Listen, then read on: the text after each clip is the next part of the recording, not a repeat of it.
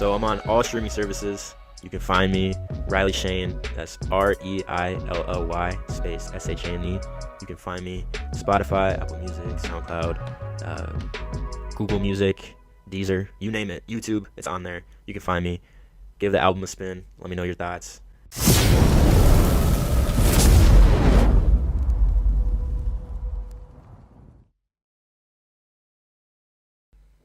Hey guys, this is Elijah Vargas from the Goal Soul Podcast. Can you introduce yourself?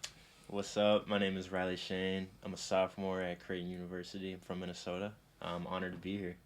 Hell yeah, dude. This is our second part, actually. We had the first part early of spring semester freshman year. And I'm glad to have you back, man. So can you give like a brief intro into like who you are for those that didn't see the first part? Yeah. Well, first off, thank you for having me. We're running it back again, man. I feel like we've gotten a lot closer since the first episode too, and we have just these super elaborate conversations. Yeah, and for so sure. I think we got a lot to talk about, which I'm hyped about.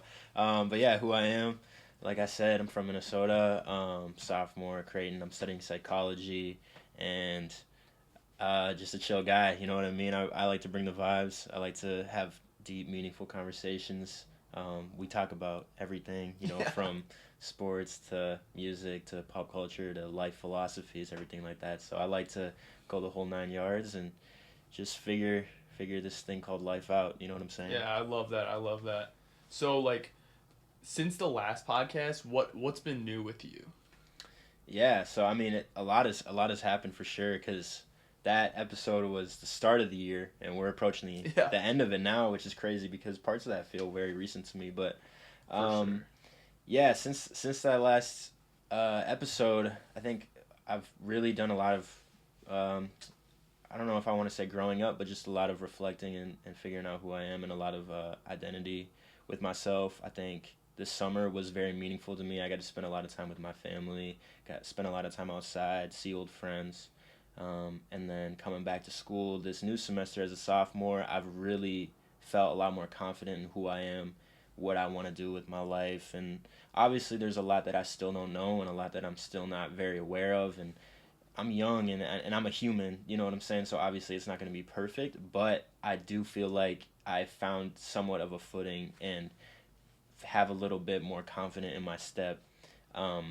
So I have been looking at life through a more healthy mindset, I feel, since the last time, and I'm very thankful for that. So That's dope, dude. yeah. I like how thoughtful that sounds. Like, especially coming in as a sophomore, you kind of understand like how things are going. Yeah.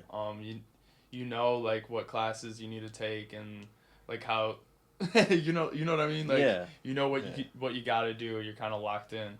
Yeah. Freshman year, it's like you're kind of nervous. You don't really, I mean, you know what's going on, but like, it's your first time for everything. Second year, you're like, okay, like I know what's going on. I got to do this, and this, and Yeah. you know. Yeah, no, and it's like I know people now, and I know kind of the routine of everything. I know what I should look for, what I shouldn't look for in terms of just my environment and who I am as a student. So with just that alone, I feel like that adds more confidence to me and myself. So yeah, I'm grateful for where I'm at now. Yeah, for sure. That's cool, dude. So, probably one of the first things everybody noticed when they're watching this video, if they're watching the video and not just listening, you buzzed your hair. So can you kind of explain like the decision that led up to that? Yeah. So I buzzed my hair off. I want to say 2.5 weeks ago now. So it's grown back a little bit since I first did it. But yeah, so this guy, a good friend of mine, he has cancer, and so he's also in my fraternity. And so we did a fundraiser where people would donate to people in the fraternity that would buzz their head, and if they raised over $100, they would have to shave their head. And so over like 75 of us decided to shave our heads, to be there for him in honor of him. And it's our uniform now. It's part of who we are, and it's to show that we're in this together with him. We're standing by him. We're his brothers, and it feels like it's so much bigger than me. Like, it's not just a haircut. It's not just a new look.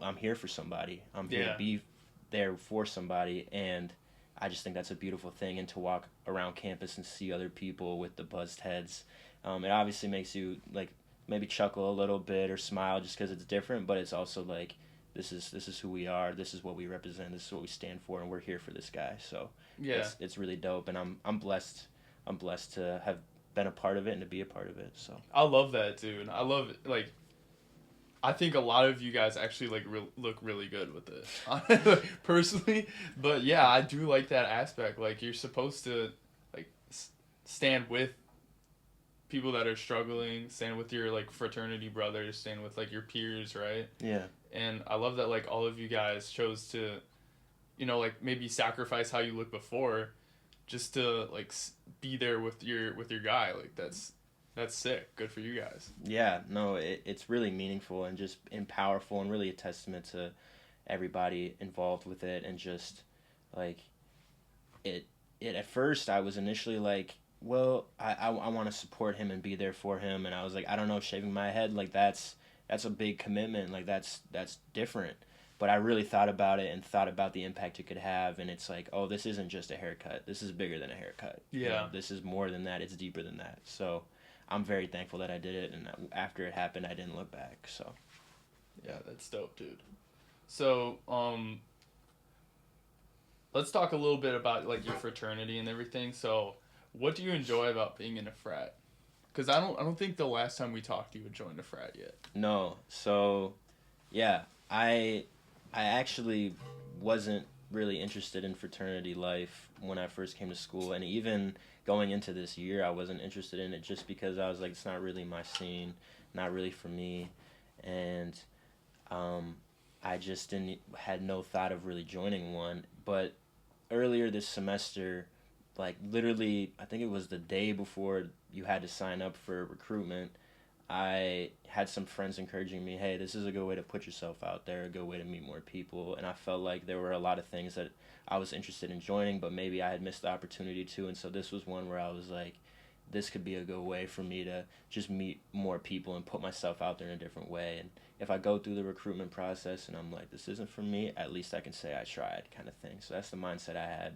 So I went into it, really enjoyed the recruitment process. And so, yeah, now I'm a part of one, and I think it's been a huge blessing to me. I've already met a lot of great people through it, made some great connections, and at a school like Creighton, it's very different than maybe what you get at different schools. It's more just about having people that are willing to do different things with you, be there for you, a support system, a way to be involved with different things on campus, do service things, do things like, shave our heads for a brother.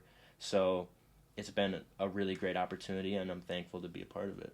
I love that, dude. I love that. Dude, that's so cool. I didn't really do that, but Yeah, I no. love that it worked out for you. Like you were just like, oh, like what's another way I can put myself out there? And you chose this, and like look where you are now. Like it worked out perfectly. Yeah. You met people, and you like I guess now you have more connections. And that's awesome. Like Yeah. good for you. Thanks, man. Yeah, and it gets me to meet people that I maybe wouldn't have met in different ways, and I still hold the connections that I have with people outside of the fraternity very dear in my heart, because it's like I want to have connections with people in all over campus and involved in different things. So, yeah, I'm glad I joined. Yeah, that's sick. So now that you're like in this frat, like what types of things do you guys do, and what things do you enjoy?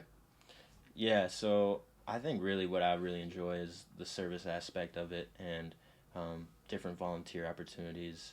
So there's weekly service that we do within the fraternity, and just a big part of it too, like I was kind of saying earlier, is just you kind of are in the know with a lot of things going on campus, whereas last year there were a lot of times I kind of felt isolated, and I didn't necessarily know what was going on, and I didn't know different ways that I can be involved. But with this, there's always people, saying, here's an opportunity for this, or here's this club, they have this event going on.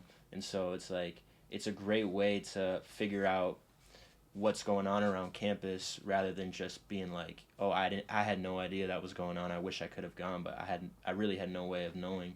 And so it's cool that if you have somebody to reach out to you to say, hey, I think you would really like this, and I think you could take something away from this event, or hey, if you want to just go shoot some hoops at the KFC, let's go do that. Like, it's nice to have people in the know with what's going on, and then also people that can just be there for you if you're just want something to do. So yeah, that's sick. That's sick, because like I swear, like the only way that I know that something's gonna happen, like that there's gonna be an event, is just by like seeing like flyers or posters and stuff. Otherwise, I have like no idea unless I check my emails.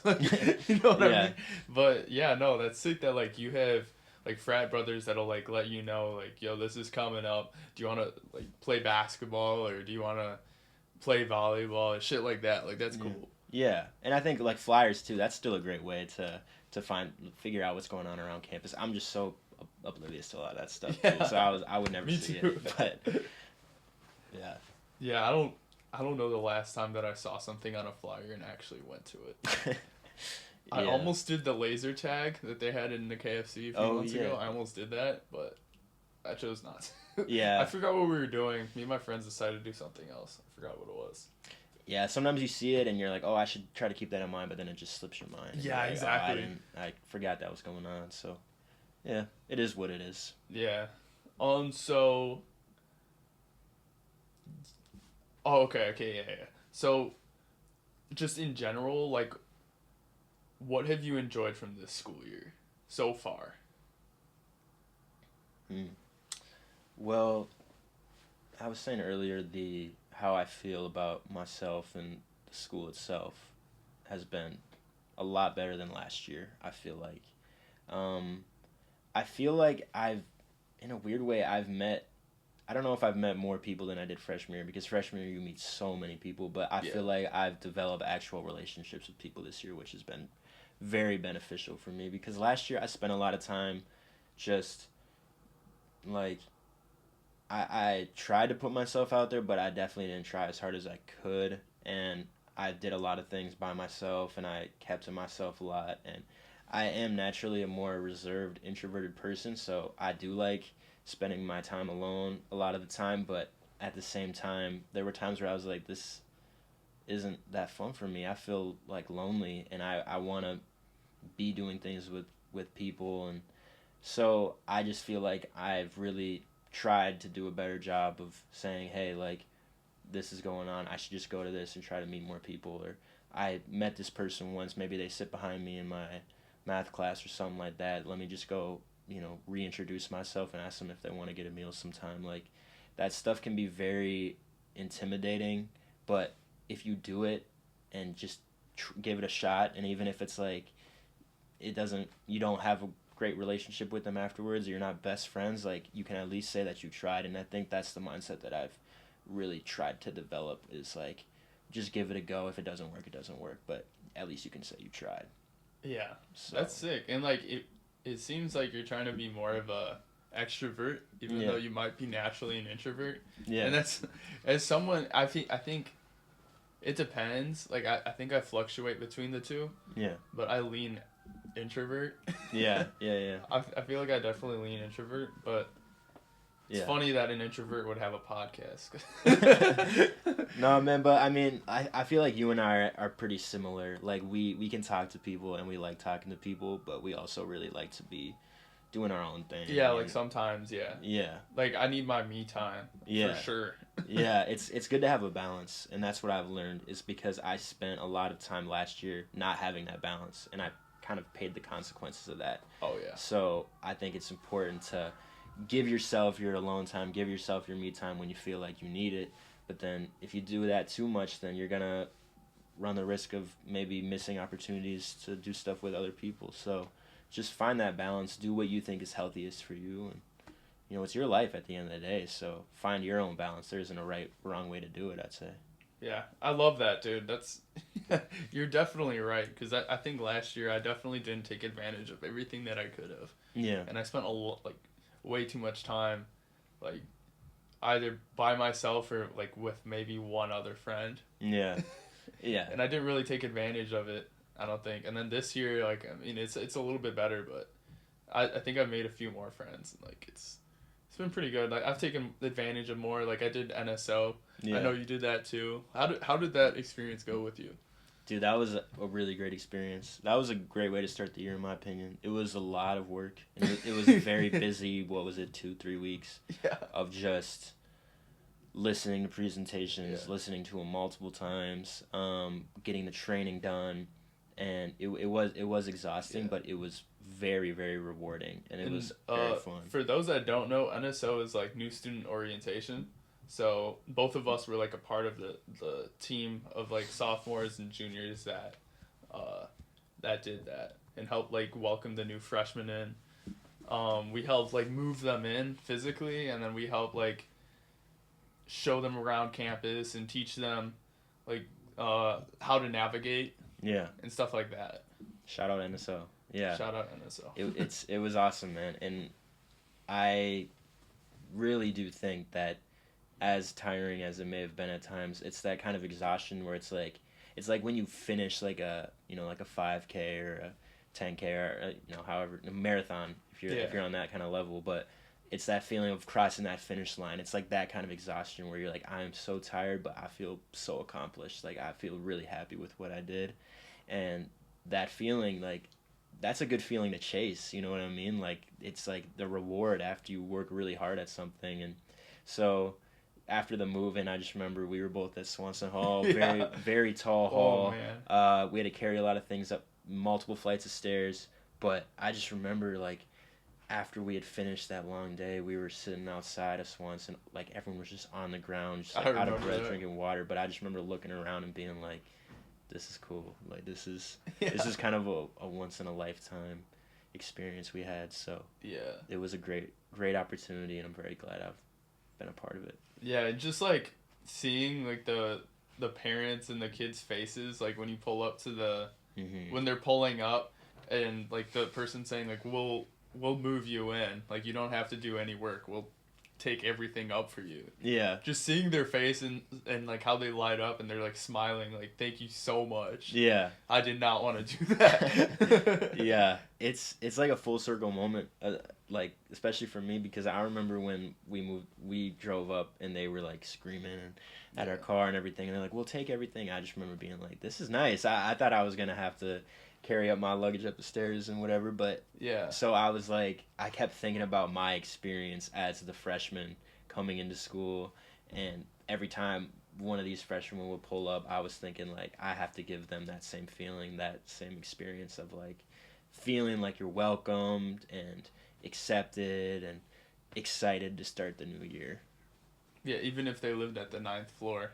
Yeah, exactly. Like somehow we managed to like still have that energy the entire day, going up 9 flights of stairs, and it was crazy. Like, dude, it's actually amazing, because I remember right before we started the first day of move-ins, we were standing right outside of the like back of Swanson Hall by the mailroom, and everyone was just kind of standing around, and it kind of felt like the energy was like like we had some music going, but everyone was still kind of waking up. And I just remember thinking like, if I feel this right now, I don't know how I'm gonna feel by 2-3 p.m. like I'm really gonna have to bring that energy. But then once that first car pulled up, something just came over me, and I feel like it came over everybody, where there's just this adrenaline hit where it's like, let's go, like let's do this. Yeah, like, let's bring the energy. It's like game time. Yeah, it's like you immediately get locked in, and we all managed to keep that the whole time. So it was really exciting and made me very thankful to be a part of this community. Yeah, that's really sick. And I want to mention another thing that I know that you did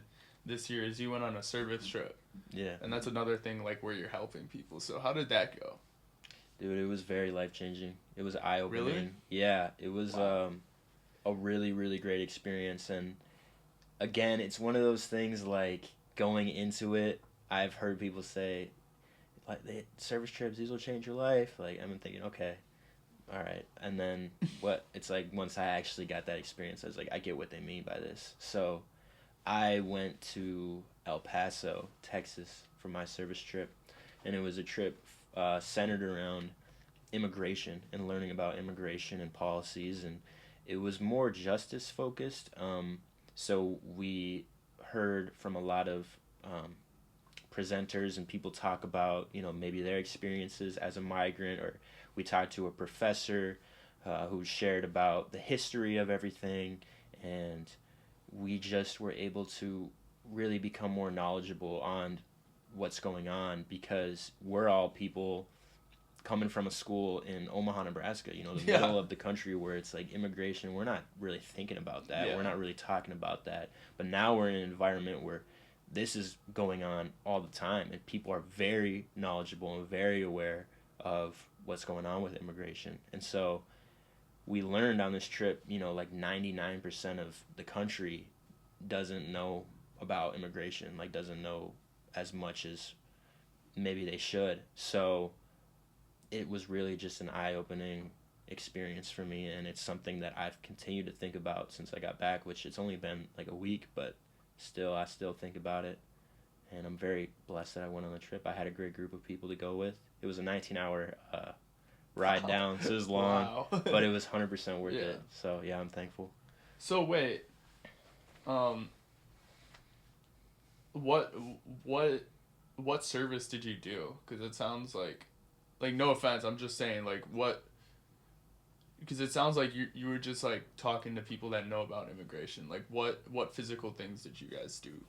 Yeah. In those communities. Yeah. So it was more justice focused. Okay. It wasn't. We didn't do a whole lot of service. We did a little bit. We went to a shelter and we helped move things around, and then we talked to some people that were immigrants and got to hear their stories and serve a meal and things like that. But majority of our trip was spent just hearing stories and hearing about policies and hearing about people advocating for change. And we did things like we went to this documentary premiere, and then there was a panel afterwards that talked about the documentary and their stories.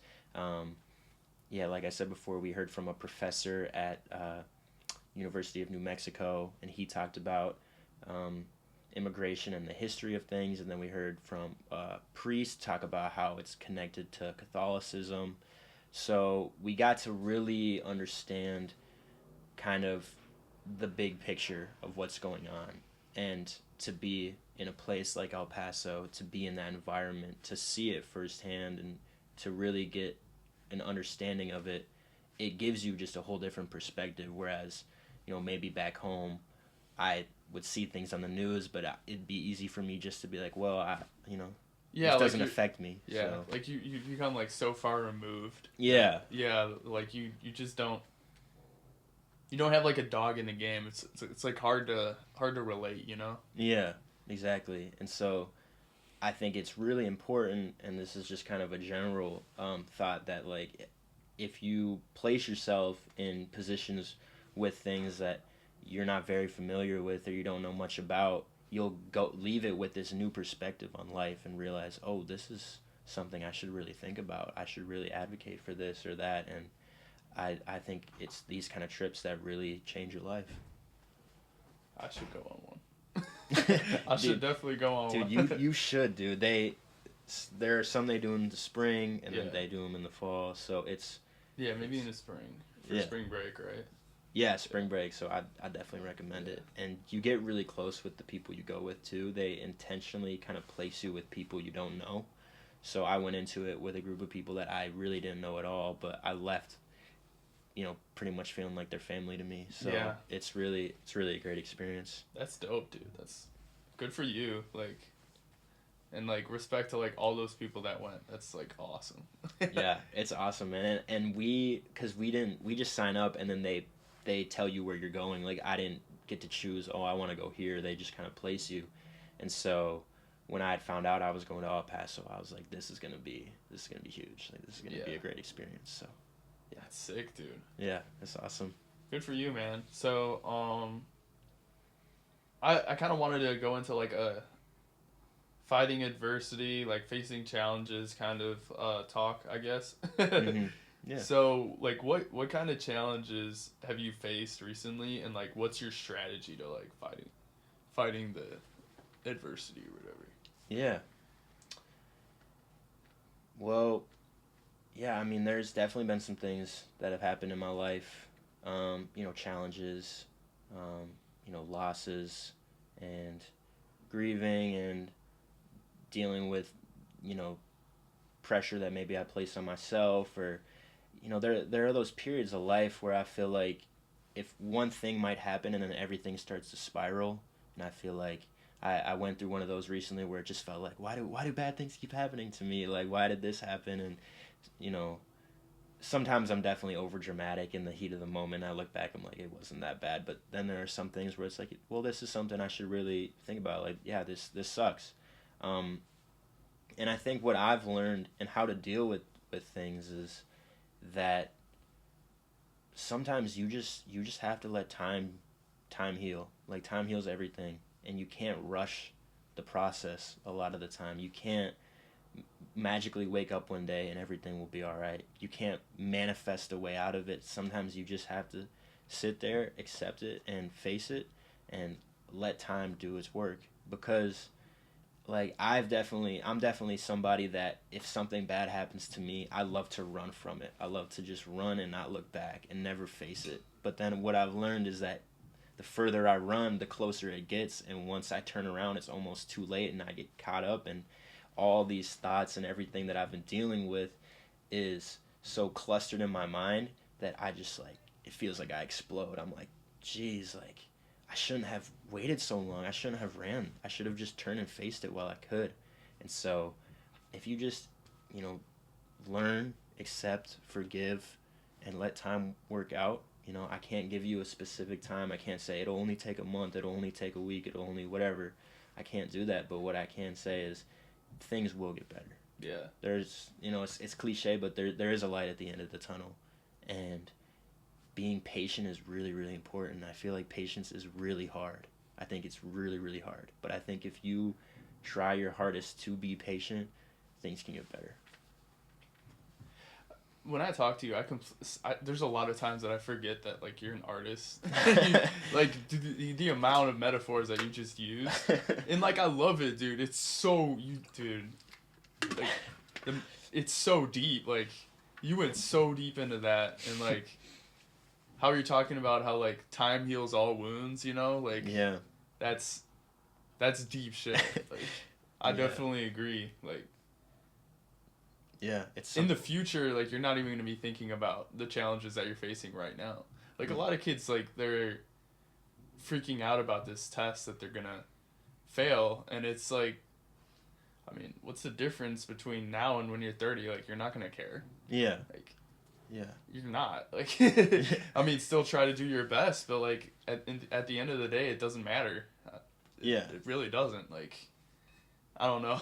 Yeah, no, I the test example is good because I've definitely had moments where I do bad on a test and you get that score back and your heart just drops and you're just like, oh, like this stinks, man. Like this is the worst. And it's really easy to immediately get into your head and say like, I hate my life. Like I hate what's going on. Nothing's going to make me happy. But if you learn to escape that headspace and, it's good to feel upset. It's good to be sad. But if you learn to say this sucks, this situation sucks, but I can move forward from this, I can learn and grow from this, that's healthy, you know what I mean? Like, that's important, because I think people that say, like, if something bad happens and they say, don't think about it and move forward, I think that's bad. But I think it's bad if people say, you have to be really upset and that's it. Like, it's good to have a mix, look at it, address it, learn from it, but then go forward with your life. Don't sit there forever. Yeah. The sun's gonna keep rising, so the world keeps spinning. See, because if you ignore it, you can't. There's no way you're gonna move forward. Yeah. Because like if you're ignoring it, it's just gonna keep happening. Yeah. But if you address it, learn from it, understand what you did wrong, then you can move forward better. Like. Yeah. You know what I mean? Yeah, 100%. And I think forgiveness is powerful, and I think a lot of the time when we think of forgiveness, we think of forgiving other people or other people forgiving us. But I think something that we all should focus on more of is forgiving yourself. Things are going to happen. You're a human being, and you're going to make mistakes, and things aren't going to go your way.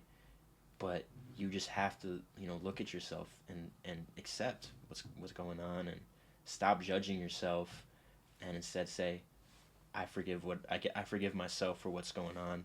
And so once you do that, you can start to move forward with your life and learn from that and grow and flourish.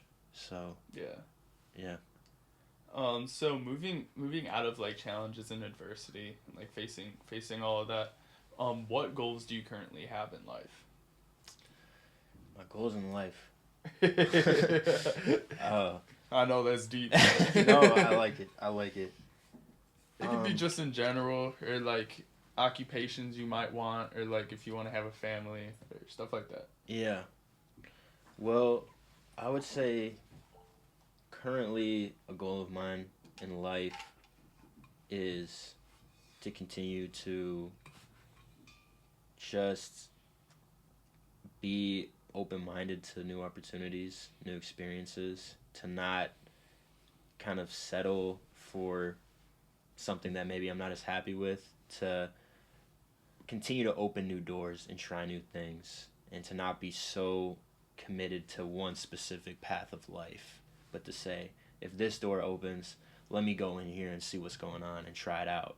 Because like I just turned 20 a month ago, and I felt like I was so old. I looked at myself, I'm like, I'm 20, like that, like I'm not a teenager anymore. The word 20 just sounds so old, but I really thought about it, and I'm like, it's really not though. Like, I still have time, and I still have opportunity, and there's still so much of life that I haven't lived yet, and it's like, it's exciting, you know. It's really intriguing to me.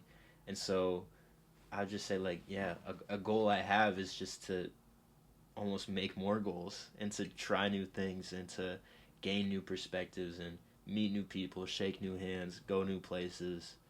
Like, it sometimes it's easier said than done, but at the same time, I think even little things, like, if going back to like reading the flyers on the wall, if there's a flyer for something, take a picture, put it in my schedule, make it a goal to go to this, because I don't know what could come from it. Yeah, for sure. Like, you don't know who you're gonna meet there. It could be like your best man at your wedding or something. Yeah, man. Like genuinely. Something like that. You could meet your wife. Yeah. you literally never know. Like, yeah. It's crazy. Especially in college. Yeah, bro. 100%. This is the time to really explore. And I think there's never really been a time where I go to something and I just like completely regret it. Even if I go to something I'm like, well, that was kind of stupid, I'm still like, at least I tried, you know. Back to that point, like, at least I tried it out. Because if I don't go to something and I skip out, I never really look at it and I'm like, I'm so thankful that I skipped that. Like, maybe sometimes I'm like, yeah, I needed the break, I needed to not go to it, but I never am just like sitting there thinking like, yes, like, I'm so glad I didn't do that. Like, no, I usually am never saying that. So yeah, it's good to try. That's good. I like that. I think I'm more lazy than that, but no, but that's the thing. You got to take time for yourself. Yeah. You know, you got to do what's best. So there's nothing wrong with using Taking your some time for yourself. Yeah. I wanna hold up. Let me see. Oh, I got this question. I think you want to answer. All right. So, if you were to go back in time and talk to your younger self, and you only had like 30 seconds, what would you say? Such a good question. Only 30 seconds. Yeah. Dude, I would say there's so much that I'm thinking about right now, but the fact that the time is so limited makes it hard, but I like it. I would say sort of what we were going with earlier, but just be more forgiving for yourself, you know, because when growing up and you're going through middle school, you're going through high school, you're going through college, there's a lot of change going on, and there's a lot of new people. You're gonna gain friends, you're gonna lose friends, you're gonna get into fights, you're gonna fall in love with things, fall in love with people, and it's really easy to just be very critical and hard on yourself, especially growing up. And I think back to maybe who I was when I was in middle school.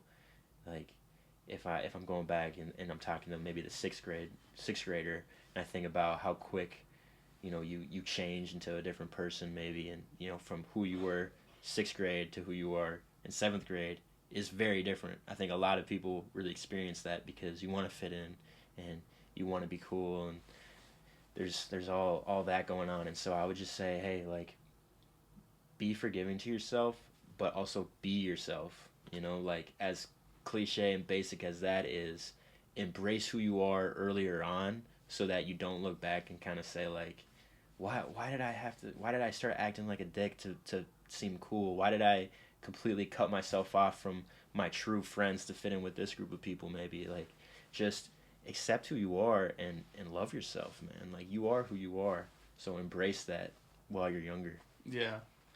And you'd have to sum that down to 30 seconds, but... Yeah, no, that's true. But it would be like... 30 seconds is actually a long time to speak. Yeah. I would say, like, accept yourself, forgive yourself, be yourself. And then I just dip. And then my 12-year-old me would be like, all right. Like, all right. What was that? But I'll see you later. Let me write that down. Yeah. I'll be like, get your phone out right now. Yeah. Just take a video of this, and I got to dip. I got 30 seconds, but here we go. And just throw it at him and see what happens. Yeah, that's sick. So, what parts of life do you think are, like, the most important to you? I think parts in life that are most important are the moments right before and the moments right after what you think the most important parts are. Because the moments leading up to something that you think is really special and really important is so exciting. There's all this anticipation. That's true. There's all this hype. There's all this, like, this is going to be awesome. Damn. And then if you have a moment that you think is really important, that feeling afterwards, you're, like, sitting there like, oh, I'm so blessed. Like, I'm so happy about this experience, about what happened. I think those moments before and after are actually, like, the most exciting parts of life. That's true, dude. What? Yo, I didn't even think about that. That's crazy. Yeah, bro. Because, like... It's dope. Yeah. It's dope. Because I think, like, if I'm thinking of, like, an example, maybe, like, an example could be, I don't know, maybe graduating high school. Pretty big deal. Pretty important part of life. I think about the moments leading up to that, soaking in the moments with my friends that I've had since I was a kid in school, doing the different experiences, going to prom and hanging out with everybody and going to school and realizing that, oh, these are my last moments as a high schooler in this building, thinking about that, cherishing it, you know, being grateful. And then you have the graduation, you have that whole experience, and that's great too, of course. And then the after moments where you're thinking like, wow, what a life I've had. Like, you really start to reflect about everything, like everything that you're doing, and then you start to think about where you're going, and that's exciting too. So I was thinking, like, way back when I was in, like, preschool, and we would have field trips to, like, pumpkin patches and, like, stuff like that. I forgot where we went. Yeah, we'd go to, like, amusement parks and stuff, but I remember just, like, all the anticipation leading up to it, and I'm like, oh my gosh, we're gonna go. Yeah. And then, like, the day, like, and then how you said, like, afterwards, you're like, appreciative, and I was, like, I remember, like, telling my parents, like, I went on this ride, I went on that ride. Yeah. Oh my gosh, like, it was so much fun. Yeah. Like, stuff like that. I definitely see what you mean. Yeah. I like the the moments before and after. Yeah. Are like the most valuable, most... most people think it's that moment, like graduating, like the act of graduating high school. Yeah. But then sometimes you don't always think about that moment right after, the moment right before. And so I've really tried to... My dad has really helped me, like, do this, where it's like, before something big happens, think about it. Look around, appreciate it, absorb it, and just, you know, be grateful for what's going on. And then afterwards, soak it all in, reflect it, think about it, process it. Don't just immediately be like, that was exciting, and then move forward. Like, no, take time for that. Like, those are the moments that I think are really, really special in life. And they make you very grateful for where you are, for who you've become, for who you're going to become. Yeah. So, yeah, I would say those moments are dope. I like that field trip example. That's tight, man. That's so super nostalgic. I love that. Yeah. No, I love nostalgia, dude. Dude, like whenever I see, like, TikToks that are like POV, it's 2020, or it's 2012 and you're playing Minecraft with the boys or something. Yeah, man. And it's like them going through like a nether portal and seeing the nether for the first time and stuff like that. Dude. Or like finding like dude, stuff like that, like I don't know. It hits like a different level. Like, you know what I mean? It hits a different nerve, like you're like, whoa, that was actually what it was like. Yeah. It scratches a part of your brain. And yeah. And it's like... Yeah, that's how you say it. Yeah.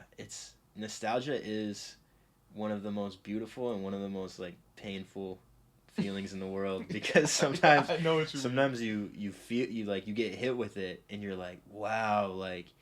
That's such a beautiful feeling. Like, wow, I feel really great. That's warmed my soul. But then sometimes it hits you and you get the flip side where you're like, oh... I miss it, man. I wish times were like this, but yeah, dude, I get those videos too, and it's sometimes they're a very niche nostalgia. Like, it's like POV, it's 2011 on a fall day, you're coming back from school, this is what you're doing, and I'm like, this is taken straight from my childhood. Like, they're, you know. Or like, POV, it's, like the same year, like 2012. Yeah. And, it's Halloween season or something, and they have like all the Halloween decorations and like the Halloween cookies or whatever. Or same thing with Christmas. Dude, I don't think they do that anymore. You know what I mean? Like that aesthetic of like, dude, having like Halloween napkins or like, you know, stuff like that. And having like classroom parties and stuff. Yeah, like, it's incredible, and I think it's funny too, like, I know I'm getting old when I start to get nostalgic about things that don't feel that old, like, I started, like, 2019, 2020, I'm nostalgic about, and I'm like, bro, that just happened.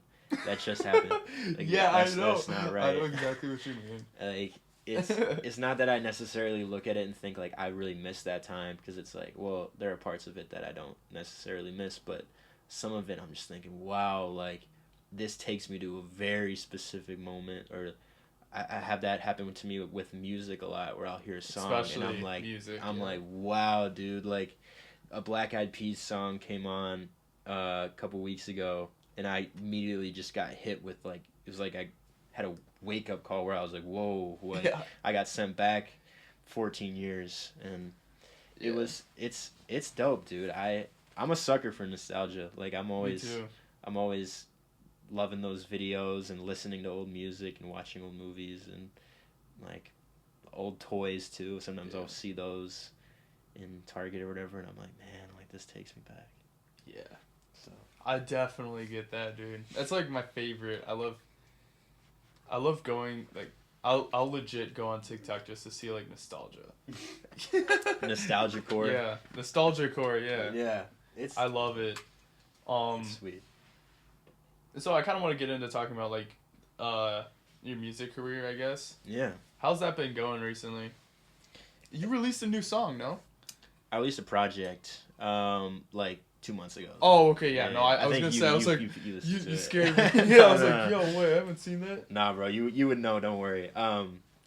No, yeah. So I've been working on some new stuff. I got a new project in the works, which I'm really excited about. Yeah, sweet. Yeah. So got that going, and it's been going really great. And then, yeah, like I said, I had a project come out a little over 2 months ago now, and I love that project. I feel like it's been aging very well for me, and I'm really proud of the music I have on there. It's a very different sound than a lot of my previous work, but I think it's a step in the right direction and kind of what... it. Thanks, bro. And what I want my music to sound like, and it's more personal and really reflects who I've been and kind of what I've been thinking about within, you know, the months of that process. So when it came out, I was like, this is a very clear reflection of kind of where I am right now. So I'm very proud of that project. Yeah, that's what I liked. Like when I was listening to it, I'm like, this is literally like having a conversation with Riley. It's like exactly like having a conversation with Riley, because that's sweet. It's so like, you have a way of like, when I talk to you, if I'm saying something negative, you always somehow find a way to make it positive. I don't know. Man. I don't know if anyone's ever told you that, but like, you're always looking at the bright side. Thanks, bro. All the time. And that's exactly how the music felt. It felt like wholesome and like, just positive. I'm like, yo, I haven't heard music like this in like a long time. Dude, that means so much, bro. I really appreciate that. That's a trait I've really been working on, so I'm glad you noticed it. I loved it. Thanks, man. I loved it. Like I remember the first time I heard it, I was like at work, and I listened to the entire album twice because I was just at my job. I was what was I doing? I think I was like leaf blowing, and I was doing like yard work outside of school, and I'm like, I have like 2 hours. I'll just play his album. I think it was like maybe a 40-minute total album. How long was it? Yeah, probably like 30-some minutes. Yeah, it wasn't very long, so I listened to like the whole thing twice, and I'm like, yo, like some of these are like there were some bangers in there. Like I love some of those songs. Thanks, dude. Yeah, and then I sent it to my mom because I'm like, yo, this is tame enough that like my mom can listen to it. Yeah, it's clean. Yeah, it's clean. So I sent it to my mom, and she's like, yo, this is good. Wow. And then like I think later that week I went out with my friends to go like laser tagging, and I was playing it like the whole car ride, and they're like, yo, like what is this? And I'm like, yo, my friend made an album and it's fire. So yeah, that's awesome, bro. And that's dope because you were one of the first people to reach out to me. I remember you sent me that message and you were like, bro, this is fire. Like I really appreciated that because there is that moment when I first put something out and I don't know who's necessarily how they're gonna react to the project, because like really, my mom she hears all the music before I put it out. I always make sure I get it mom cleared first, and then like I showed one of my best friends from home, Sam. I showed him because he's a musician too, and so him and I love talking about music, and so I showed him. I don't even think I showed him all the songs, just a few, and so like when I put it out, it's really like it's blind. I don't know how people are gonna react to it, especially since that album. None of them had a single. It was just all 7 songs came out at the exact same time. And so I wasn't sure how people were going to react, especially since it was a new sound. I heard one of them, and that was only just because of the... the Degelman pageant. Yeah, the Degelman pageant. That's the only reason. Yeah, so there was that. But aside from that, it was like just completely new. And so I think the people digged it, man, from what I had heard. And so I'm very happy with it. And like... I just think that, like I said, that music really reflects where I was then, and it still reflects a lot of where I am now. And I think it's like you were saying, I tried to bring a lot of positivity into the music because I had been consuming a lot of just very sad and negative music, and I think that music is just as important, but for where I was, for the state I was in, for who I was at the time, I felt like I was at peace. I felt like I was really content with where I was, and just trying to live life in a positive way. So that's what I try to put into the music. Yeah, that's what I like, dude. I mess with it heavy. Like, thanks, bro. So for those that are listening, is there, or I'm asking you the question. Yeah. Is there,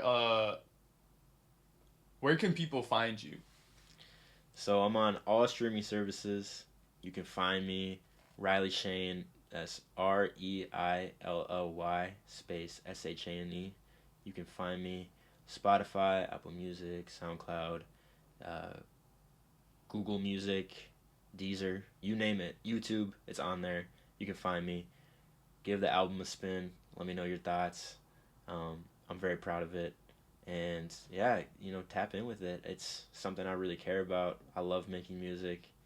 And it's a project that I think there's at least one song for everybody on there. I like to think that there's a song. Maybe I've had people come up to me and say, I don't even like hip-hop or rap music, but I mess with this song. Or I really like this one line that you had here, and that's why this is my favorite song of yours. So I think there's something for everybody. So give it a shot. If you don't like it, you don't like it. But listen to Reilly Shane. What is it? What's the name of your last project? It's called Wander Walk. Wander Walk. Okay, so guys, check out Wander Walk. I highly recommend it. Yes, sir. Is there do you have like a favorite song that you've made? one that like you hold close? Like this one means a lot to me, or something like that. Yeah. There's, it switches up a lot. I think. So Take This Time is, I think, my favorite song I've ever made. That's out. People Is can that hear it. is that in Wonder Walk or? Yeah, that's the Degelman song that I did. Oh shoot! Yeah. Okay. So, it means a lot to me. That song is heavily inspired by my hometown, about home, about one of my really good friends, about just like my adolescence a lot, and so I hold it very dear to my heart. And I also just think like it's one of my catchier songs. Like it gets stuck in my head, and people have told me like, dude, that I keep singing it in my head. And a lot of my songs prior to that weren't really catchy. A lot of them didn't have choruses, didn't really have melody. So for people to say like, yo, I keep singing this around, and like it's so catchy, I love it. I really take pride in that song, and I'm really proud of how it came out, and the writing means a lot to me too. But then That's wait, hold on. That's the one that's like it's like slow down. It's got like that nice melody. it's got that piano, like Yeah. dun, dun, dun, and then it's like I'm gonna take I this think time. slow. I'm gonna take things slow. Yeah, I'm slow. I'm gonna wait things out. I'm Yeah. gonna let things roll. I'll ease my mind. Yeah, that I know exactly which one you're talking about. Yes, Yeah. sir. I love that one.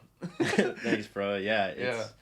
I hold that one dear to me. And then there's a song off Wonder Walk as well called "Supposed to Be," and that's like my most like vulnerable, open song that I've ever put out. And so I'm proud of that one, just because that one I was arguing with myself if I should release it or just keep that for me.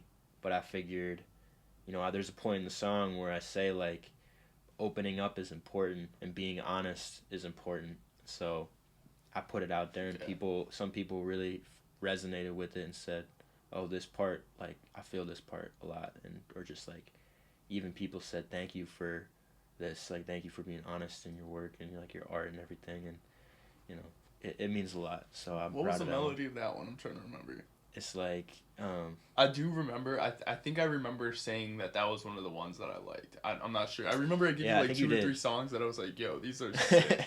yeah, that's the one. That's like it's got that sample, and it's like I had to sell that back against the wall again, hard to stand tall. Oh yeah. Yeah.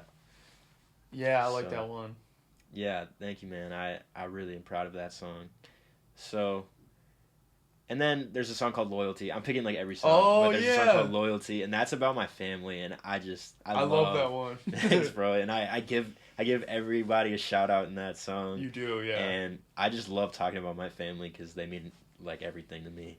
But it was a lot of fun writing that song, and then I performed it for them. I remember like I would give them live performances in my living room, just like playing the beat, like rapping off my phone, and I remember showing them that, and my mom was like, "Yeah." So That's sick, dude. It's that song means a lot to me, and I'm really proud of that one. Yeah, so. I could tell that one was for your family. Yeah, and I love my family, and so I also love like the sample in that one too. Yeah. And the jazz got the saxophone. Yeah. So it's dope. It worked perfect, dude. Yeah, I like that one a lot. Thanks, man. So, I kind of wanted to talk about AI a little bit. As someone with a perspective, like as an artist, what do you think about AI in music? Honestly, from what I know and from kind of I guess what I've seen, which isn't too much, but I just don't really like it, because the thing I love so much about music and making music is that it's you. It comes from you. You're speaking from your perspective, from what you want to say, and if you're having somebody else, a machine do it for you, it's like, well, what's the point of this? Like, this isn't genuine. And yeah, maybe they make a song that sounds good and sonically it's enjoyable, sure. But I love listening to music and creating music that has substance, that has personal value to it. Yeah. And it's cool, like, there are really great storytelling artists out there that talk about very specific moments in their life where it's like, this is Actually a genuine, happened. where it's like, I can't relate to this, or I don't necessarily know exactly like this experience that they had, but they're putting it into their art, and I love hearing that, and I love drawing things from that. So and even if you can't like feel what they're feeling while they're in that story, yeah, they can normally put it. They can make you feel it almost with their words. Like they can explain it in a way like I was enraged or something. You know what I mean? Yeah. Stuff like that. Exactly. Yeah, and that's what I love about music. And so if AI, you know, if you're gonna use AI to make music, you know, at the end of the day, it is what it is. But I think that there are so many people out there that love to make music and love to write and produce and create from their heart and from what they want to make, and they do what they want to do.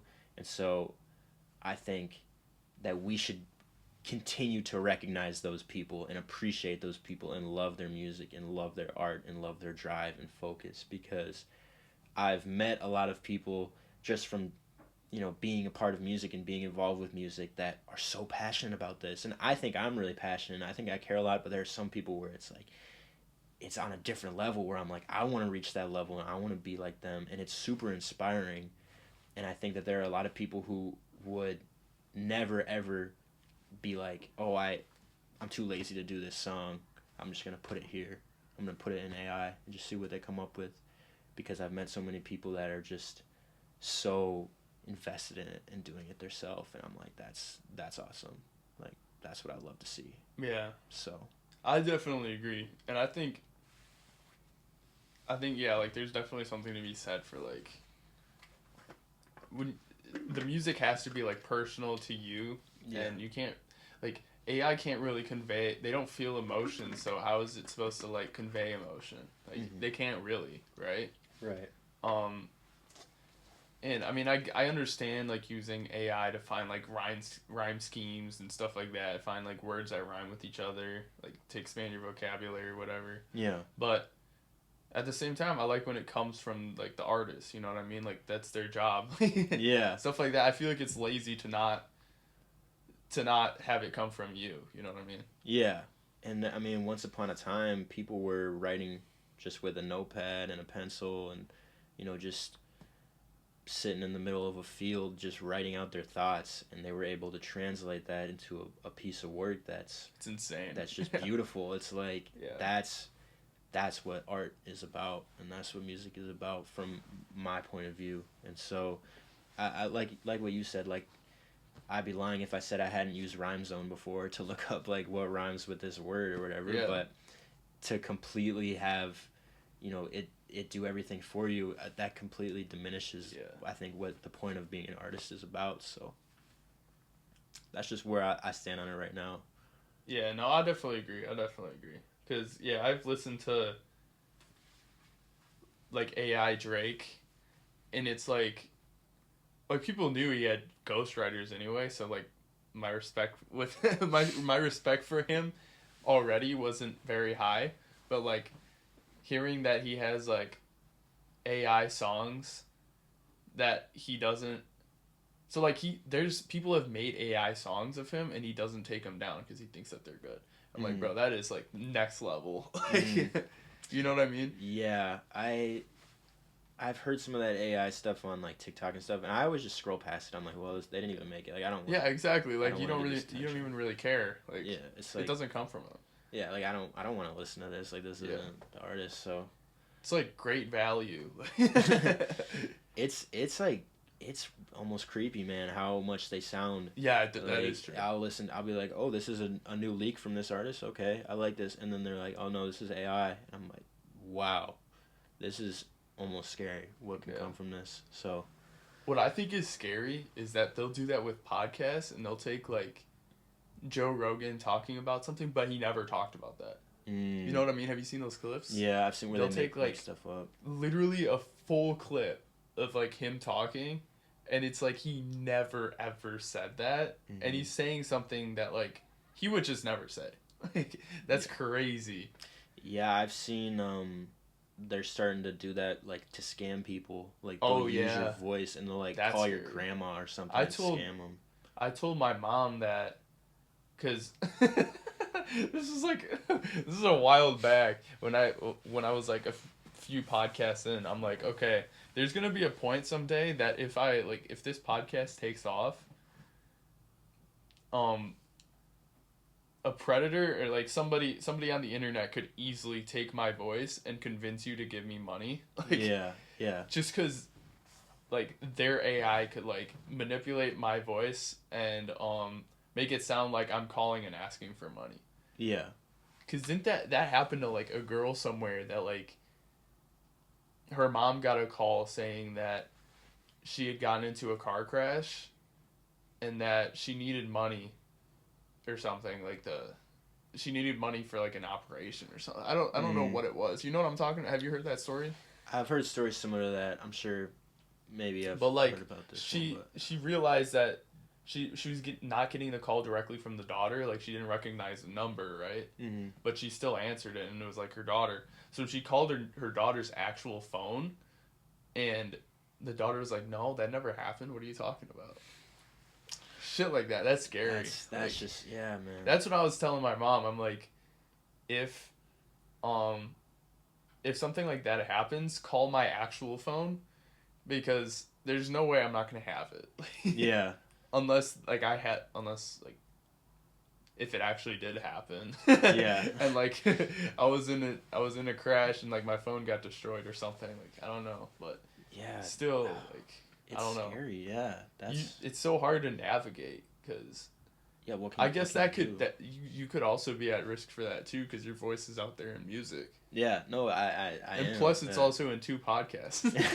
Yeah. No. I mean, it's hard. I mean, in like where we are with the internet and how so much of our life is online. Yeah. It's hard to just completely avoid that. And I've met people that are like, I don't want anything to do on the internet. They're not on any social medias. If they do have accounts, it's fake names and stuff like that. And it's like, you know, that I understand why people do that, but I'm not like that, and most people I know are not like that. So there's I'm like, a risk. Man, the government already knows everything about me. It's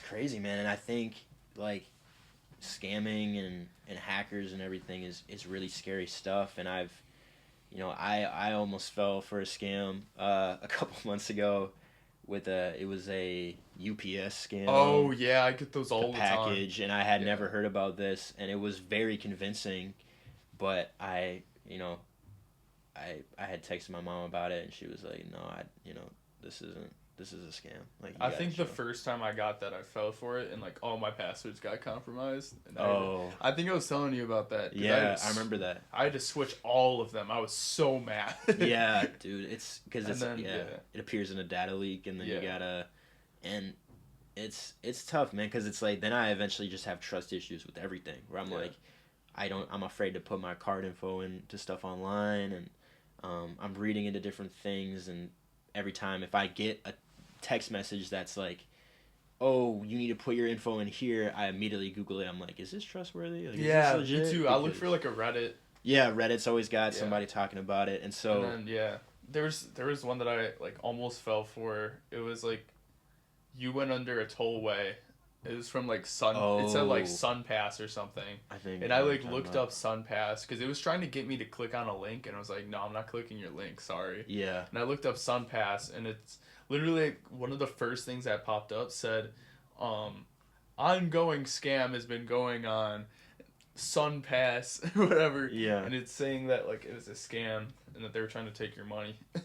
Dude, yeah, the links will get you. That's I don't click links. Like if I get a text from like a random number, I'm never clicking a link. Yeah, I don't click any freaking links anywhere. Yeah, that's smart. That's what I on one of probably a Reddit post when I looked up the UPS scam thing. Someone was like, "Dude, never put your info into a link. Like, you be careful of that." Yeah. So, it's scary stuff, and I fear a lot for the older generations, and like me and like my family and my cousins and my aunts, uncles, my parents have been very careful with my grandparents and just saying like, hey, watch out for this kind of stuff, and Yeah. if you're gonna do this, because my grandma has had people try to scam her, and like there was one time she got a call from someone that was like, hey grandma, like I'm in jail, and she was like, No. well, you're obviously not my grandchild, but luckily that was a scam that wasn't as well done. But there are ones that are getting so advanced now, like we were saying with AI. Yeah, with like they could use your voice. Yeah, stuff like that. She wouldn't know that, and it's so. I don't know. It's scary stuff, and then even people getting hacked on Instagram. I've had people. Like, I don't know if you've dealt with this, but there was like a kid I had on Instagram, like a guy I went to high school with, DM me out of the blue over the summer, and he was like, I made this much money from Bitcoin. Oh something. Yeah, no, I always ignore those. Yeah, I block them, and a few weeks later you'll see him post on like Snapchat, and it'll be like, this is not me. yeah. Like people make fake accounts, like they copy their profile picture, like make a copy of their close copy of their username, and post pictures, and it looks like a new account of them, but like a lot of times I can tell that it's like a fake account, normally because either the ratio, like their ratio is just freaking horrible. They'll be following like 1,000 people and like have like 100 followers. You're like, bro, like that's a little sus. Right. And then after that, if you look at their profile picture, and if it's a copied one, when you can see like a sliver, like there's normally like, because they'll screenshot the profile picture. Yeah. And you can see like a sliver that they forgot to crop out. Yeah. There's always like a tiny sliver of like gray. Oh. Okay. You know what I mean? Yeah. Because they didn't do a good job. Yeah. It looked like a rush. So. Yeah.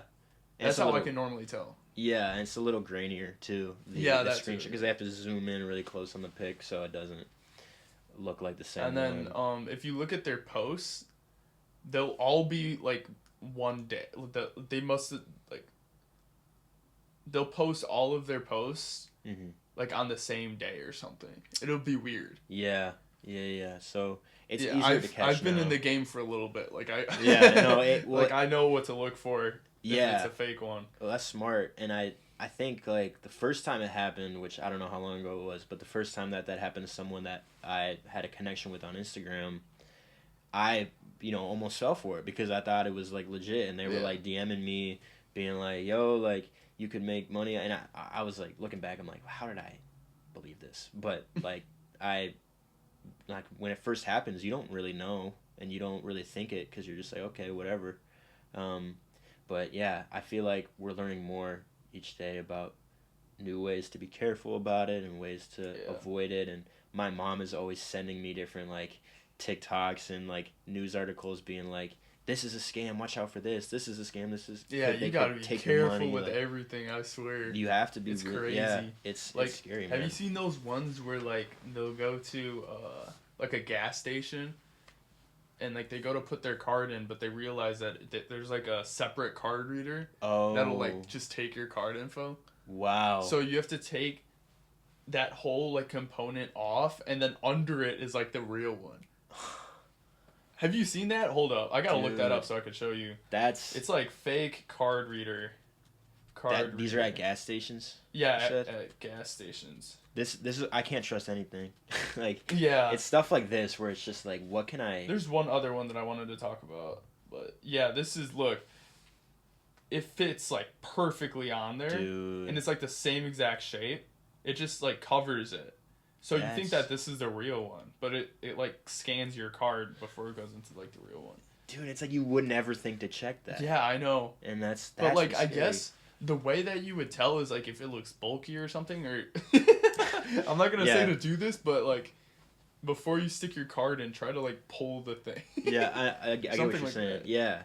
You just start carrying cash, man. I gotta. Oh yeah, or cash. Cash is like, you could trust that. Yeah. Like, it's crazy the amount of things that you gotta look out for. I followed this ethical hacker on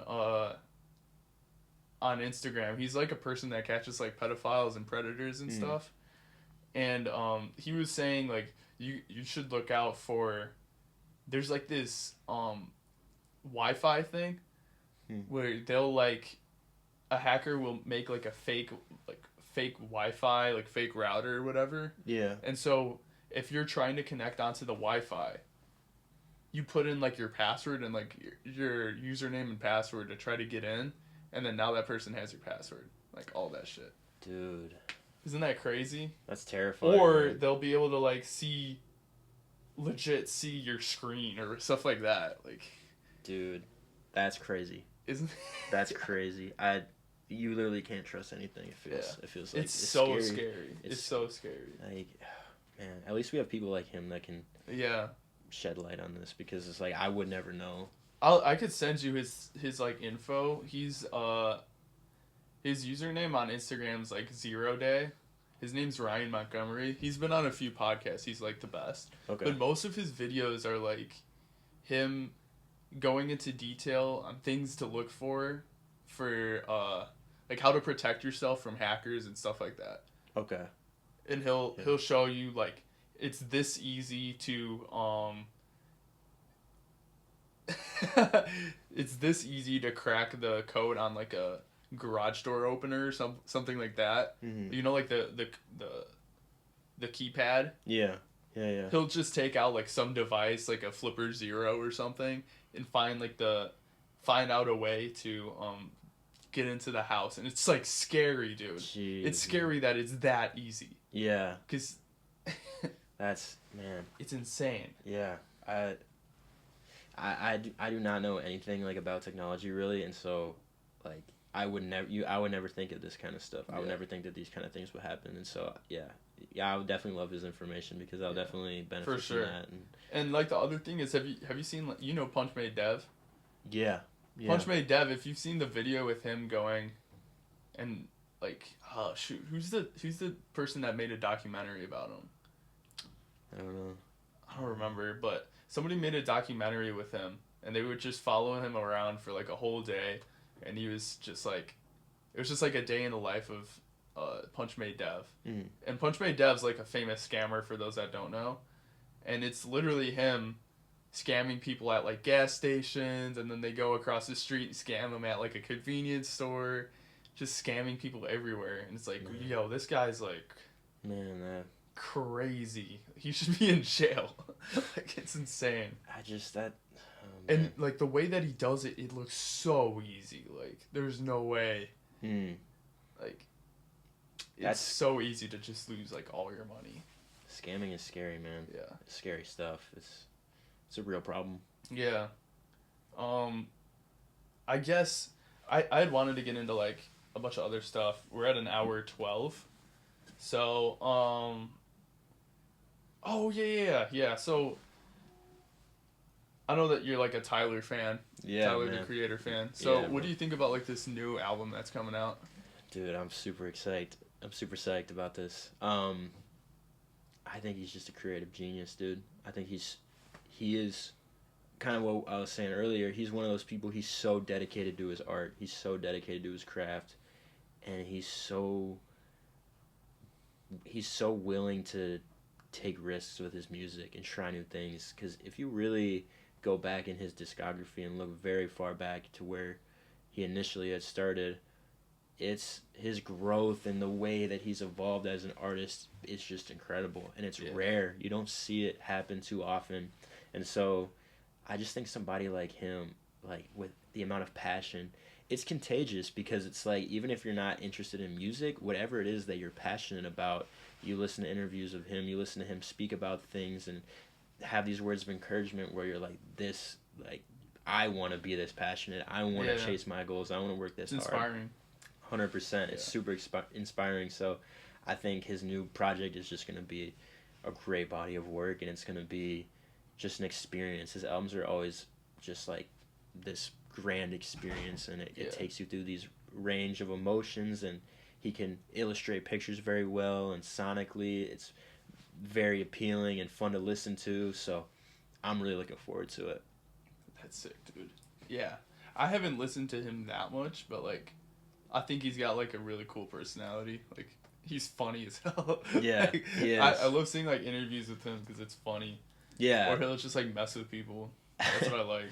Yeah. No, and he's he's a genius, man. He's a genius, like in so many different fields too. Like he's great with music and he's great with his clothes too. Like he's just got this knack for art and being a creative. So I really respect him. Yeah.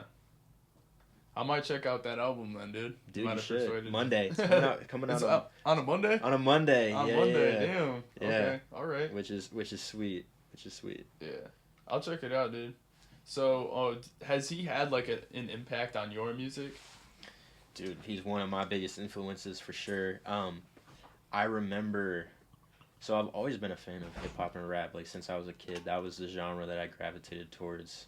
I remember my dad playing like the Run DMC and like A Tribe Called Quest, and then when I got older, it was like Biggie and Tupac, and my mom was always playing some rap too. So it was a genre that I always loved growing up. But I remember when I got into middle school, when I was in 6th, 7th grade, I heard "See You Again," which is a song off of Flower Boy. I remember hearing that and thinking like, this is really dope. Like this guy is cool. And so I dug deep into his music and I listened to Flower Boy front to back, and then when the album Igor came out, that was one of the first album rollouts that I really paid attention to. And I remember I woke up early. I woke up at like 5 a.m.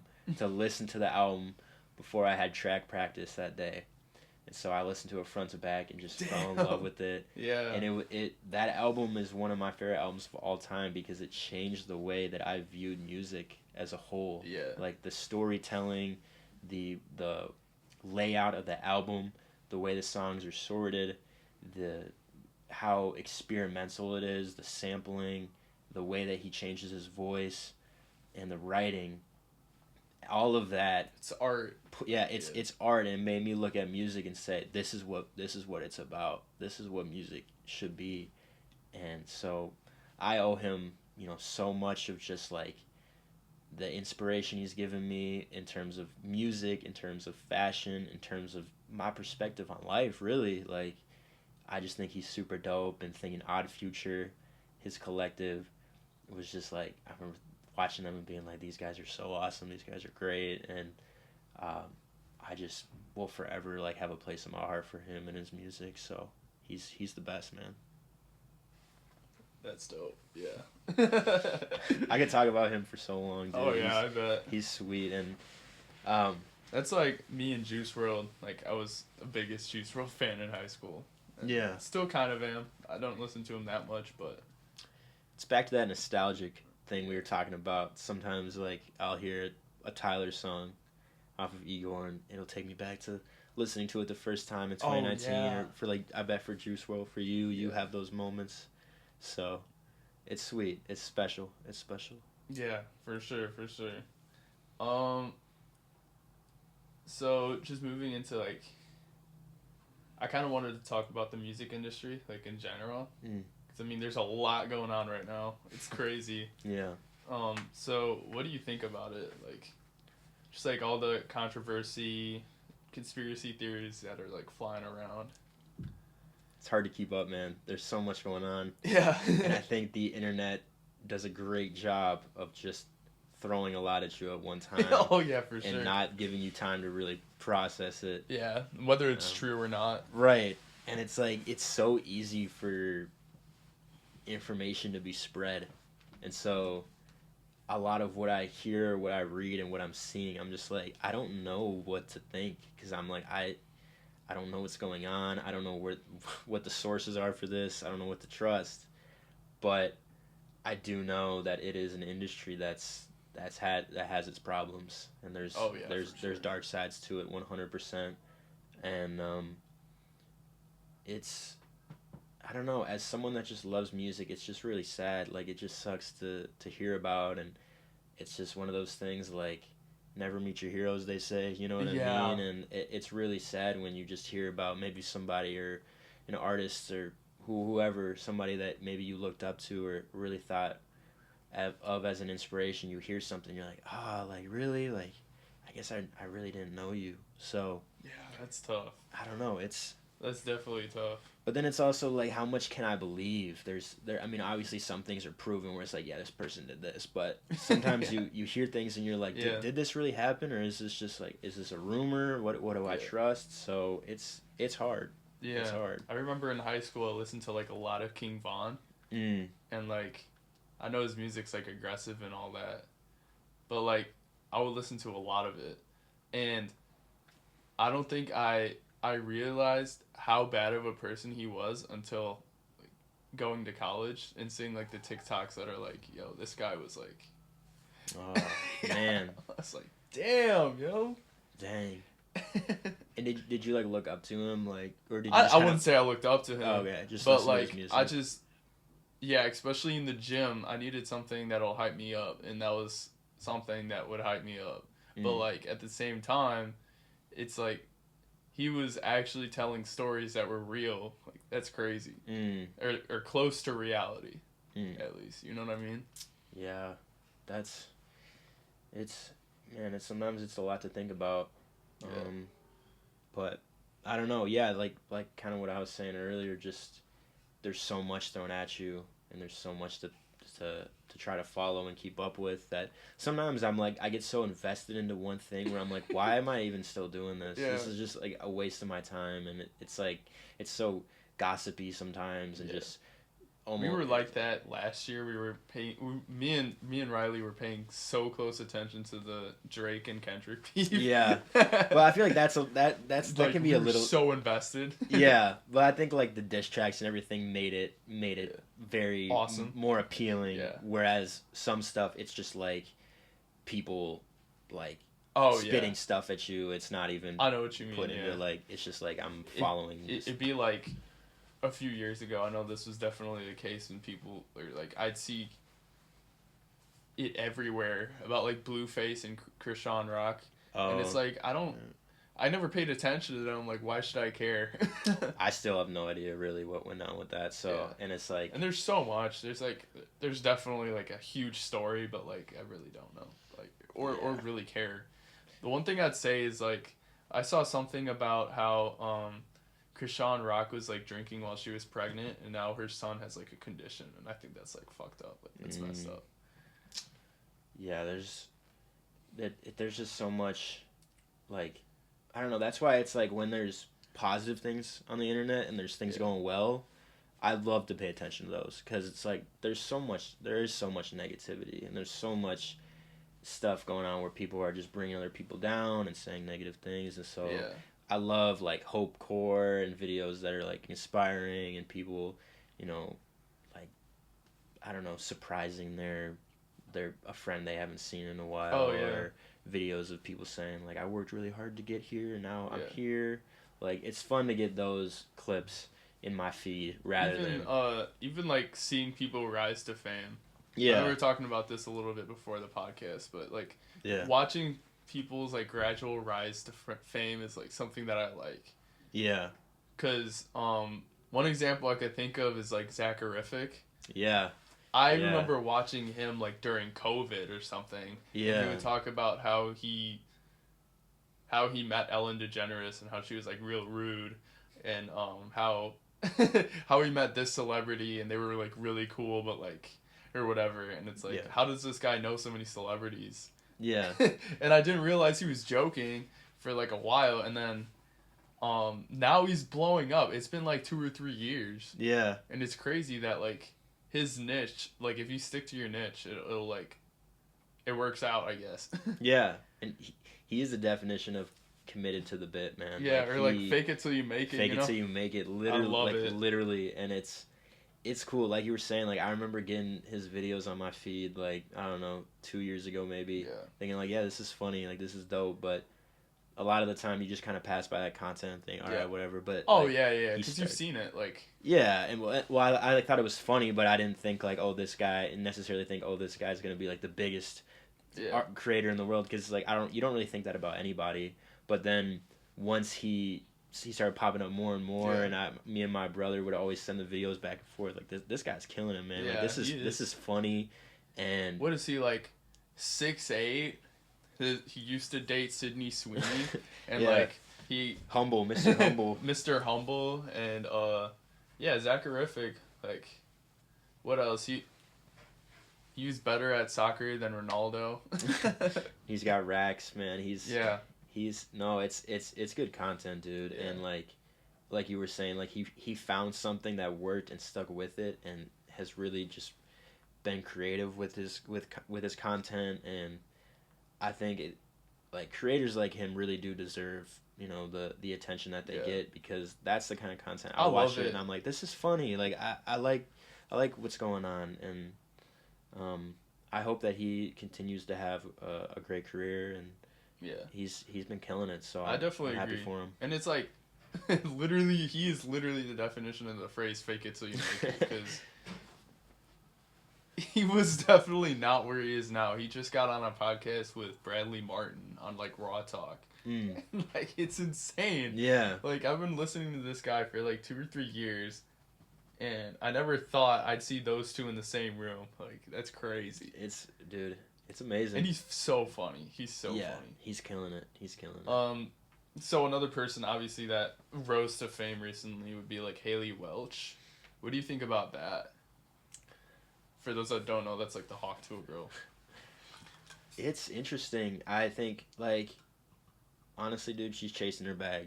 So that's what I always chase say. Your bag, and I think, like, I feel like I talked about this with somebody, but I was saying, like, she's like, this reminds me of kind of when going viral on the internet was first becoming a thing years ago, and like if you the most random little videos would go viral, but those people would blow up from it and were able to kind of like build a brand off of it. Like they'd go on the Ellen show and she'd interview them, and it was literally just because they had a funny 4-second clip.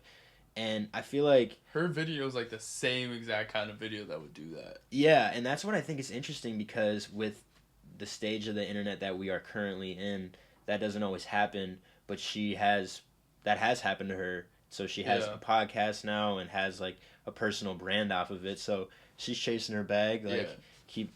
I think the last person would be like Gail Lewis. Oh yeah, Gail Lewis. That's the only person I could think of currently. But like, she didn't really reach. I don't know if she had like the ambitions that Haley Welch does right now. And I don't think she necessarily like wanted, or even, I guess they both didn't really expect it, but no, it's. But like, I mean, props to her. Like, that's crazy. Yeah, and she's somehow still relevant, even if it's people that are making fun of her. Still, that's still views. That's what I always say when I see people make negative comments under like my clips or whatever. I'm like, still attention.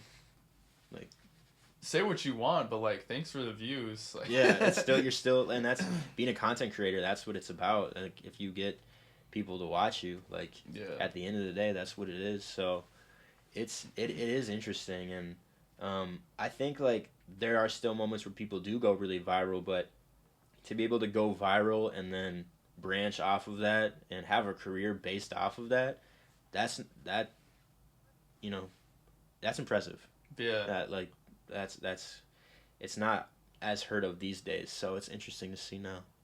And I saw something funny. I saw someone in my comments say that I look like Julian Newman. For those that don't know, Julian Newman's like he was a while back. He was somebody. He was playing in. He was like a child prodigy at basketball, right? And everybody thought he had a clear path to like the NBA, and I guess it just never worked out for him, sadly. But he looks a lot like me, and it's insane. Like, he actually looks so much like me that it's crazy. Because like, the person in my comments was like, Julian Newman has a new podcast now, and I'm like, yo, wait, like, who's that? And then I noticed that like the blue search bar appeared under the comment for Julian Newman, like where it said Julian Newman. So I just tapped it, and it took me to search Julian Newman, and I'm like, yo, this guy looks exactly like me. What the hell? And that was your first time getting that, right? Was it? Yeah, that's the first time someone's ever like compared me to him, and I'm like, yo, I've never noticed that. Like, and I remember watching like I remember watching him play basketball like in probably elementary school, being like, Wow. yo, that guy's crazy. Wow. He's gonna be really good. That's, yeah. It's sad that it didn't work out for him, but like, yo, if you're listening to this, like What's up? like let's talk. Like we look similar or something. Yeah. No, Yeah. it's funny how people can like notice things like that and you, like that you never think. Like some people like calling out a doppelganger or something. Like Yeah. they'll be like, you look like this person, and then sometimes like you'll look them up and be like, no, I don't, and then you're like, oh, I see a little bit of resemblance here. Yeah. So it's funny, and that's what the internet's about, man. Like Yeah. those definitely. are the comments that are always fun to read. I remember when I was in like elementary school, we had this PE teacher named Mr. W, and I always thought that he looked like have you seen the movie Sky High? Yeah. I always Yeah, thought that for he a looked while. like the gym teacher. What was his Oh, name? Like that's- Coach Boomer or something? That's funny. I always thought that he looked like that guy. I don't know why. Coach Boomer. Yeah. Sky High. Dude, that movie was so epic. Like, That's nostalgia. I swear he looked like this. Oh, no way. He looked just That's like crazy. that. But yeah, I remember that. That was like Wow. the first time that I was like, yo, this person looks exactly like that person. Yeah. And Yeah. like, as somebody that was like in first or second grade, I was probably completely wrong, but I thought they were the same person. You know what I mean? Yeah, when was you're like- that young. Coach Boomer? That's funny, man. Yeah, that stuff Because is. when you're young, like you don't. Yeah, you don't necessarily know. You don't Like you just think, understand. like you just yeah, that's that person. We're all in the same little bubble. Yeah. It adds up. Yeah. But yeah, no, it's Have you ever gotten that? Like, has anyone said that you look like somebody? I've gotten like kind of random comments. Like someone said I had a smile that looked like Roger Federer when I had braces. I was like 13 at the time. Someone said that I smiled like him, and I don't know. Or for Maybe. I'm probably pronouncing his name wrong. I apologize, but He's like a tennis player? yeah, he plays tennis. I'm And trying to imagine him with buzzed hair. yeah, they didn't say I looked like him, but like someone was like, you smile like him, and I was Yeah. like, that's interesting. I can kind of see that. Yeah. Your head shape's like a little different though. Yeah. But other than that, not really. I mean, some people say my eyes look like somebody or whatever. Yeah. But or like people will send me random TikToks of people and Yeah. say, I thought this was you at first glance, or like this guy, like Yeah. he reminds me of you. So that's interesting. But I will say, like, sometimes when you've told stories, I've thought of Theo Vaughn. Sometimes. You know what? That's a compliment, man. I Yeah. appreciate that. Like, I swear you were telling me this one story, and I think I'm pretty sure it was you, that, like, you saw something on a train or, like, a subway or something somewhere, and it was just like, yo, that's exactly a Theo Vaughn story. Wow, I'm You saw, honored, like, man. you saw, like, a character. Like, I don't remember what it was. You saw, It's like, a like- midget or something? Or, like, a... No, I think if I'm thinking of the same story, I saw Yeah. like a dude in a Spider-Man costume once, Something like that. like yeah. hanging upside down on Oh, yeah. on like a rail. Maybe That that, must was have what, been maybe it. that's what I was talking about. I'm like, yo, that's such a wild. Sometimes I do just say just like what comes into my head, and so I can definitely I mean, I'm honored. He's great. So Yeah, he's a comedian I would definitely go out to see. yeah, me too. One of my friends went to see Fluffy last night. I think it was last night. Here? Yeah, I did. Oh, I no think way. it was here. I don't know. That's awesome. But I'm like, yo, I didn't know he was here. Like, I wanted to yeah, dude, me either. seeing Fluffy would be crazy. Yeah, I Oh.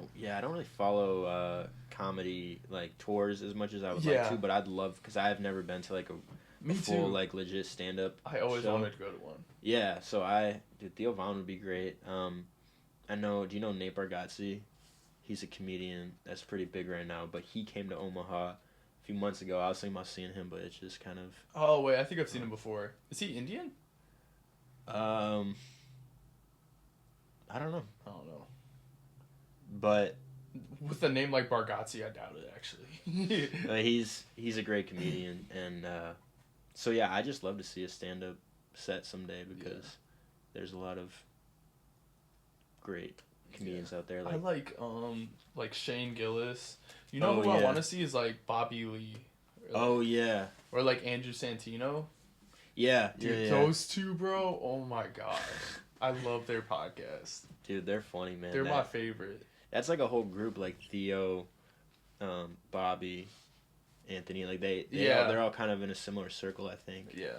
And Joe Rogan too, like they're all Oh yeah, yeah. and yeah. Joey Diaz and like who else? I don't know.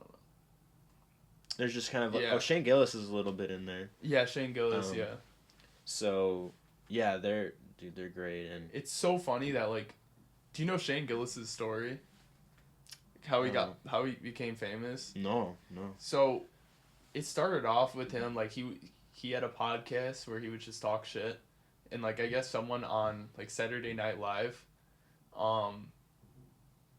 like saw the podcast and wanted to put him on there, so he or I don't know if that's exactly how it happened, or he like applied to be on it, and so he was on Saturday Night Live for like one episode or something, and then I guess somebody had found a clip of him saying like a derogatory term, like as a joke, obviously because he's a comedian, and then he immediately got canceled and they took him off of Saturday Night Live. Dude. But like after that, he became way more popular than he ever was. Interesting. Yeah. Interesting. And then he hosted Saturday Night Live this past year, so that's. Yeah, exactly. It's like a full circle moment for Yeah. him. Because I think it was like, he said something, like somebody was like, you know the joke about like armor, it's like I'm not going to If it's foul, you might not want to No, say. it's not like, I mean, like that's what he said. Oh, okay. You know, like armor. So, yeah. But like he said something like that, but I don't remember the exact joke. There's a clip of it somewhere, but it's crazy that like, and he said like way worse things on his podcast. Oh jeez. Because he gets drunk, you know, like he'll say anything. Yeah. But he's definitely like one of my favorite comedians because you know he's joking. Like it's not. I don't think comedians should get in trouble for things that they say. Honestly, I feel like they're like the one occupation that they should be allowed to get away with like basically saying anything. You think so? I do. Like I know people say crazy shit with their friends. Like you know what I mean? Yeah. And I think it should be the same with comedians. Like Yeah. you could make the argument that like they shouldn't be allowed to say hateful things, but like if you look at that in the light of like they're making fun of it, then it's not even. South Park does that all the time. You know what I mean? Yeah. It's definitely, I think that's definitely like a conversation people have a lot, is like if there's like what the line should be, if there should be a line, stuff like that. And so sorry, I didn't mean to cut you off. No, go ahead. There's like this old thing about like how I want to say it's like ancient Greece or like ancient Rome or something, where if what the hell is the thing? It's like if there's like a clown or somebody that he'll make fun of things, and if it strikes a nerve, that means that thing is stupid. But like if people like he should be allowed to make fun of anything. I forgot what that is, dude. Oh my gosh, where did I hear that? I think Joe Rogan was talking about it, but it's like, I don't. It's like a proverb or something. Not a proverb, but like an old like fable or something. I don't know what it is. Okay. But yeah, I remember Joe Rogan talking about it. How, there's this person in like this old society that his only job is to like make fun of things, and then people are supposed to like he's supposed to make people laugh about like things that are sensitive, and then if people like get offended by it or whatever, then that thing is, he proves the point that thing is stupid. Oh, okay. Like that thing shouldn't be there. Oh, okay. Because like, why are you getting sensitive about it? Oh, okay. You know what I mean? Gotcha. That's how I think comedy should be. Like that's how it should be. Like there shouldn't be any topics that are like so sensitive that you can't even talk about. Like you should be allowed to basically say whatever you want. That's how podcasts are, basically. I think a lot with the best comedians in the world, a lot of them are very smart and they're very aware of what's going on in the world.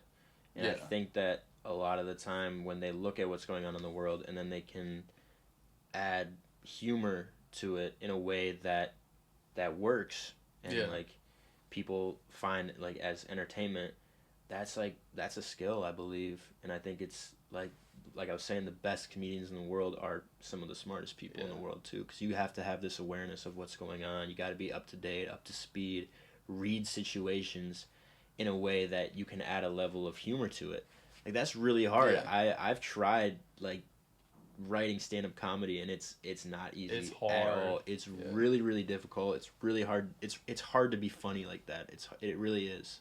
Yeah. So. And I remember hearing that like there was a comedian talking about how he made a joke that was, like he thought was like a little too sensitive because there was like people in the audience that like it would have affected, but I guess like after the like stand-up routine or whatever, and like everyone was leaving, those people like came up to him and was like, thank you for like saying that joke, like it spoke like directly to us and like we thought it was so funny. Wow. I'm like, yo, that's exactly what I think it's supposed to be. Like that's what being an artist is about.